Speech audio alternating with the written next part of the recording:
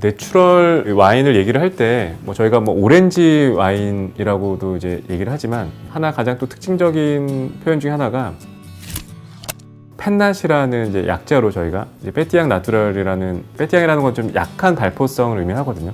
보통 이제 샴페인 같은 경우가 한 병 안에서 한 6기압 정도, 하지만 이제 보통 펜낫 같은 경우는 한 3기압 정도, 거의 절반 정도밖에 안 되는 발포성 스파클링 이제 와인을 얘기를 하는데요. 내추럴 와인은 샴페인처럼 기포가 강한 그런 스파클링을 만들질 않고 대부분 이제 펜낫으로 출시가 되는 가장 큰 이유 중에 하나도, 그 샴페인 펜에서 자세하게 말씀을 드렸지만 샴페인도 보통 이제 2차 발효 과정을 통해서 이제 그 기포가 발생을 하잖아요. 한번 이제 알코올로 이제 당과 효모가 그 변환이 된 다음에 추가적인 당과 효모를 넣어서 2차적인 발효는 당과 효모가 CO2를 계속 이제 발생을 시켜서 그 상태로 이제 병입을 해서 출시가 되는 게 이제 샴페인이었는데, 말씀드렸지만 2차 발효 자체가 인공적인 첨가를 이제 하는 거기 때문에 내추럴 와인 생산자들은 그런 이제 그 띠라주 하는 그 과정도 별로 탐탁지가 않았던 거죠.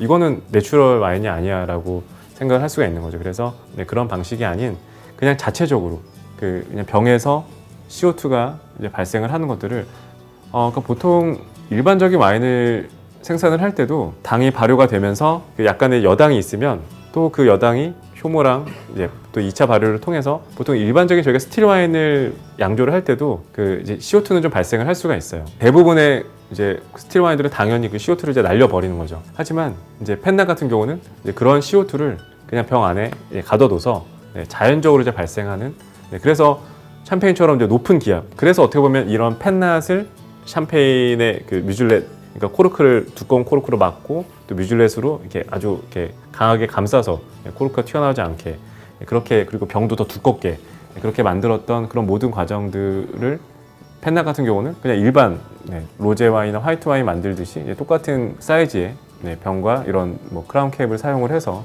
아주 그냥 가벼운 형태로 이렇게 만들기 때문에 좀 더 이렇게 가볍게 즐길 수 있는 그런 이제 스파클링의 형태라고 보시면 되겠습니다.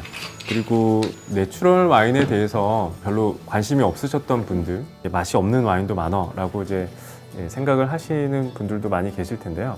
저도 실제로 내추럴 와인을 지난 3년 동안 테이스팅을 해보면서 이렇게 내추럴 와인을 뭐 아주 선호한다라고 말하기는 어려울 정도로 굉장히 좀 일반적인 그 컨벤셔널 와인에 비해서는 그 품질의 편차가 큰 편입니다. 베리에이션이 좀 큰 편인데요.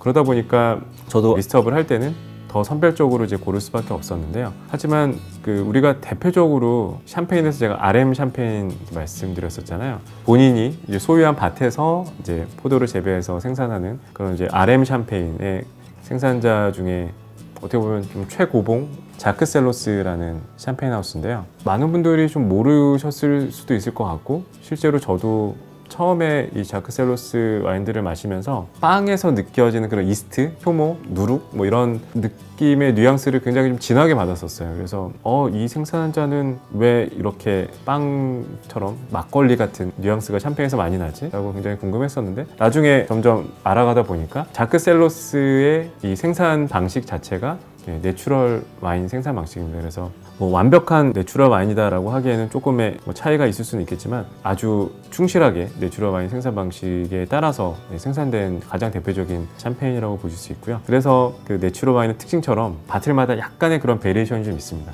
하지만 그 또한 어떻게 보면 그러한 약간의 그런 베리에이션 자체도 굉장히 좀 매력적인 거죠. 심지어는 자크셀로스의 또 대표적인 그랑크루 시리즈가 있는데요. 그 그랑크루 시리즈에서 류디라고 의미 자체는 싱글 파슬이라고 해서 하나하나의 아주 작은 밭 단위를 이렇게 파스를 이렇게 나눈 거거든요. 이제 6개의 밭을 이제 구분을 해요. 그러니까 실질적으로 일반적인 샴페인 그랑크루라고 하면 그냥 하나의 그냥 그랑크루 타이틀을 갖고 그냥 이 밭에서 그냥 그랑크루지, 크지도 않은 밭을 6개나 되게 잘게 쪼개서 각각의 이름을 붙여서 생산하진 않거든요. 하지만 이제 앙셀름 셀로스가 이제 양조를 맡아서 하고 있는데요.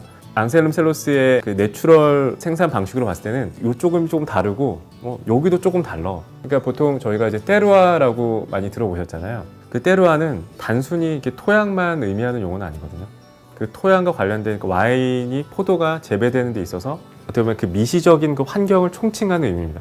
어떻게 보면 기후와 그 땅과 그 땅이 뭐 역사와 그 모든 것들이 다 이렇게 어우러져서 그거를 총칭하는 용어가 테루아인데요. 그러한 테루아의 관점에서 봤을 때 이 작은 파슬들이 다 조금씩 본인은 다르다고 생각을 하는 거죠. 그래서 다 각각의 크지도 않은 RM 생산자들은 내가 포도를 재배해서 생산을 하기 때문에 대부분의 밭의 단위가 크지가 않거든요. 근데 그 작은 밭에 하나의 그 그랑크루의 팥을 6개를 쪼개갖고 그랑크루를 생산을 하는데, 근데 그만큼 RM 샴페인을 좋아하는 이제 와인 애호가들은 그래 얼마나 이렇게 조금씩이 다르면, 근데 그 조금씩의 그런 미세한 다름을 좀 즐기고 싶고, 그리고 실제로 단순히 뭔가 기존의 샴페인들과 다르기만 하고 뭐 맛이 훌륭하지 않다고 하면 인정을 못 받았겠죠. 하지만 약간의 누룩의 뉘앙스가 조금 진한 면은 있지만 그러한 거는 하나의 특징으로 여겨지고, 실제로 전체적인 그 풍미의 이렇게 완성도를 봤을 때는 전 세계 애호가들의 사랑을 가장 많이 받는 대표적인 RM 생산자로서 내가 샴페인을 너무 좋아하는데 이번에 내추럴 와인을 좀 봤으니까 좀 내추럴 와인의 샴페인 버전은 뭐가 있을까라고 했을 때, 비록 이 생산자도 워낙 이제 유명해져서 고가의 샴페인이긴 하지만 한 번쯤은 경험해 보실 만한 생산자의 와인이라서 이번에 좀 내추럴 와인 편에 소개를 좀 해드렸습니다. 오늘 이 샴페인 내용 마음에 드셨으면 아직 구독 안 하신 분들도 구독 부탁드리고 좋아요 많이 눌러주시고요. 댓글 남겨주시면 우선적으로 저희가 검토해서 내용 진행하도록 할 테니까요. 많은 적극적인 참여 부탁드리겠습니다.